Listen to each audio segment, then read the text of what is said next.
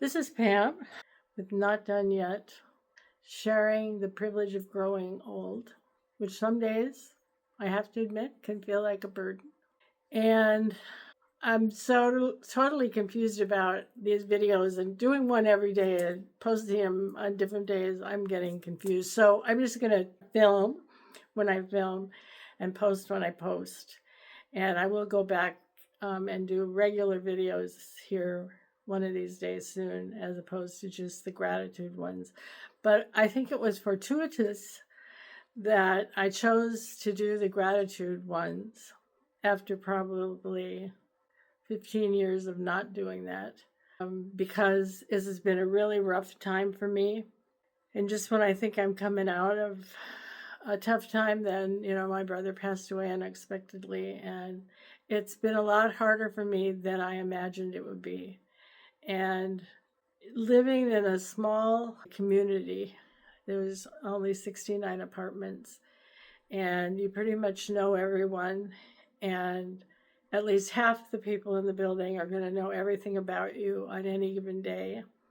And the other half, well, maybe half of them will pretend they don't know, but they do know. And I don't mean that disparagingly for any of my neighbors who happen to be watching this, but when you are going through a difficult time, you can't really keep that a secret, at least not from everyone. And it can get sort of embarrassing, like it got for me a couple days ago when I completely lost it over something that on a normal day, or if I was feeling less stressed and sad and confused, I probably would have been able to deal with it as normal people do, with quiet chatting about what my issue was. But that wasn't to be. And I sort of flew off the handle. And at the end of that day, I have to admit that I was totally despairing because I felt so terrible about having behaved badly, and or at least in a way that I thought was badly, certainly not up to my expectations. But what I was thankful for the next morning, thinking about this, was that I could be so despairing and so self judging and so lost the day before, the evening before, and then still have the strength to wake up and go about the day and face the real world. I think that's pretty amazing. And I think, again, that people who get old have the privilege of being as old as 65, 70, 75, 80, keep going.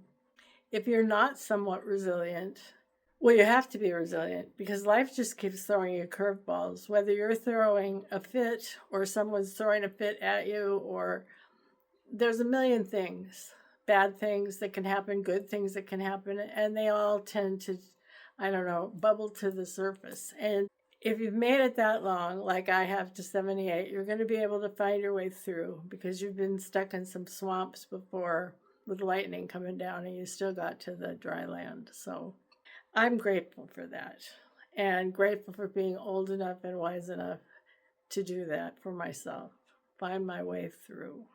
Well, that's my old motto. The best way out is always through. In fact, you know what? It's the only way out. The other thing, there are two more things that I was grateful for yesterday, and one was Uber.